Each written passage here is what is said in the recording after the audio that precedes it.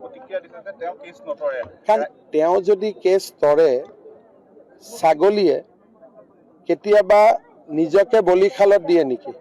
নিদিয়ে। ছাগলীটো দূৰে দূৰে থাকিব। গৌৰৱ গগৈ, মই ইমান বাৰে বাৰে কৈ আছোঁ তেওঁ পাকিস্তানৰ লগত সম্পৰ্ক আছে। যদি দেশত বা শৰীৰত অলপো দেশক ভাল পোৱা তেজ থাকিলেহেঁতেন মোক কিমান কোৰ্টত টানি দিব লাগিছিল। আজিলৈকেতো মোক কোৰ্টত টানিব পৰা নাই। কাৰণ তেওঁ যিটো কাম কৰিছে সেইটো কাম অক্ষমনীয় অপৰাধ। কোনো ইলেকশ্যনৰ লগত ইয়াৰ কোনো লিংক নাই। কিন্তু কোনো দেশৰ মানুহে কেতিয়াবা কোনোবা মাজুলীৰ মানুহক পাকিস্তান যোৱা শুনিছে নেকি? কোনোবা যোৰহাটৰ মানুহক বিয়া কৰোৱাৰ পিছত হনিমুন পাকিস্তানত যোৱা শুনিছে নেকি? তাত কি থাকে? তাত উগ্ৰবাদী মানুহবিলাক থাকে। তাত হনিমুন হয় নেকি? তাত বিয়াৰ পিছত মানুহ তাত যায় নেকি? তাৰ পৰা পলাই আহিলে মানুহে ভাবে আহিলো বুলি। গতিকে তেওঁ যিখিনি কাম কৰিছে, পৰিবাৰে পাকিস্তানৰ পৰা দৰমহা লৈছে, 13 বাৰ অহা যোৱা কৰিছে, তেওঁ নিজে 10 দিনকৈ আছে।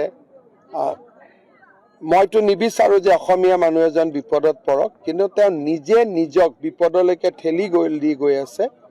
সিদিনাখন যেতিয়া তেওঁ নিজেই স্বীকাৰ কৰিলে মই ৰাৱালপিণ্ডিতো গৈছোঁ, মইতো নিজে হতবাক হৈ গৈছোঁ যে তৰুণ গগৈ ল'ৰা এজন এনেকুৱা পৰ্যায়ত কেনেকে যাব পাৰে। গতিকে এইবিলাকতো উত্তৰ নাই। আৰু মই ইমান কৈ আছোঁ মোৰ এগেইনষ্টতো কোৰ্টত যাব সাহস কৰা নাই। তাৰ মানে কি? তেওঁ কোৰ্টখনক ভয় কৰে। কাৰণ কোৰ্টত গ'লেতো এতিয়া অসমৰ মানুহক উল্টা পুল্টা ক'ব পাৰিব কংগ্ৰেছী মানুহখিনি, কিন্তু কোৰ্টততো উল্টা পুল্টা ক'ব নোৱাৰে।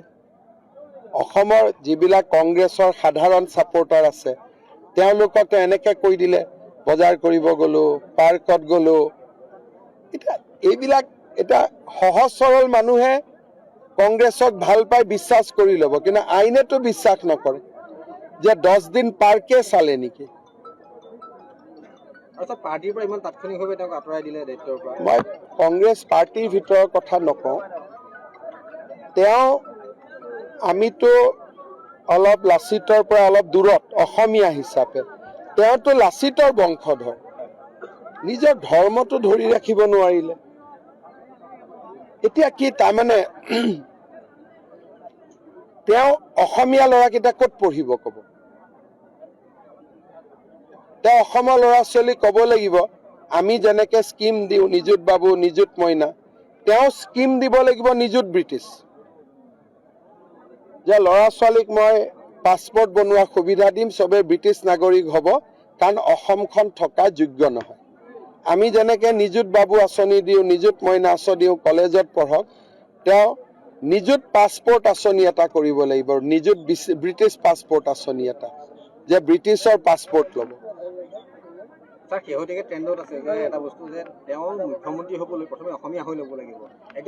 মই সেইটো কোৱা নাই। যদি এটা পৰিয়ালত 4জন মানুহ, গোপনীয় কথাটো চব থাকিব। যেতিয়া মই ফোনত কথা পাতো প্ৰধানমন্ত্ৰীৰ লগত, মোৰ পৰিবাৰে শুনি থাকে নে নাই? বিচনাত থাকেতো শুনি থাকে। যেতিয়া মোৰ ঘৰত কোনোবা মানুহ আহে মোৰ ল'ৰা ছোৱালীয়ে দেখে নে নাই? এতিয়া এজন মুখ্যমন্ত্ৰী হ'লে কোন মানুহে তেওঁক ফোন কৰিব? আৰ্মীয়েতো তেওঁক ফোন নকৰে, কিজানি তেওঁৰ পৰিবাৰে শুনা পায়। এয়াৰফ'ৰ্চেতো তেওঁক ফোন নকৰে, কিজানি তেওঁৰ পৰিবাৰে শুনা পায়। কাৰণ 4জন মানুহৰ 3জনে ল'ব ইউনিয়ন জেক আৰু এজনে ল'ব তিৰংগা।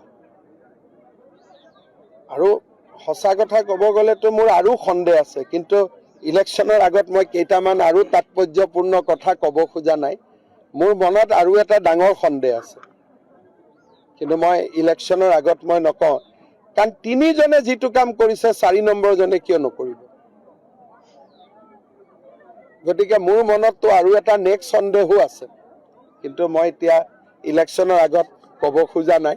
কিন্তু ইয়াৰ ওপৰতো মই জাচুচি চলাব লাগিব।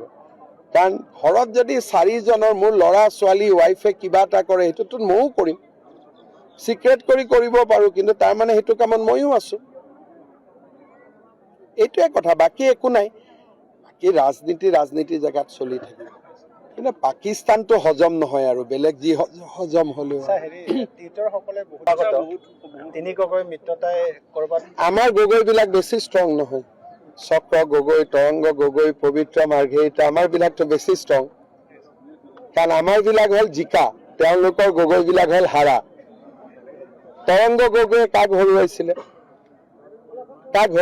যোৱাবাৰ ইলেকশ্যন লুৰিণজ্যোতি গগৈ তাৰমানে লুৰিণজ্যোতি গগৈ ৰাজনীতিত ষ্ট্ৰং নে তৰংগ গগৈ ষ্ট্ৰং অবভিয়াছলি চব শক্তিশালী গগৈখিনি আমাৰ লগত আছে আৰু যি গগৈয়ে নিজৰ জাতি ধৰ্ম সংৰক্ষণ কৰিব পৰা নাই তেওঁলোক সিফালে আছে কিন্তু এজন অখিল গগৈ কি কৰিছে বাংলাদেশৰ পৰা মানুহবিলাকক চুমা খাই ফুৰিছে এইটো হ'ল এজন গগৈ লুৰিণজ্যোতি গগৈও এনেকুৱাই কথা বাৰ্তা বাংলাদেশী মিয়াৰ প্ৰতিয়ে বেছি মৰম আৰু গৌৰৱ গগৈৰ আখ্যানটোতো আৰু ৰিপিট কৰিব নালাগে কিন্তু আমাৰ গগৈ ষ্ট্ৰং একচুৱেলি পবিত্ৰ মাৰ্ঘেৰিটা লিখে তেওঁৰ নাম পবিত্ৰ গগৈ তৰংগ গগৈ চক্ৰ গগৈ আমাৰ তিনি গগৈ ষ্ট্ৰং নে তেওঁলোকৰ তিনি গগৈ ষ্ট্ৰং আপোনালোকে কওকচোন চবেই কি কৈছে কাৰণ আমাৰ বিলাক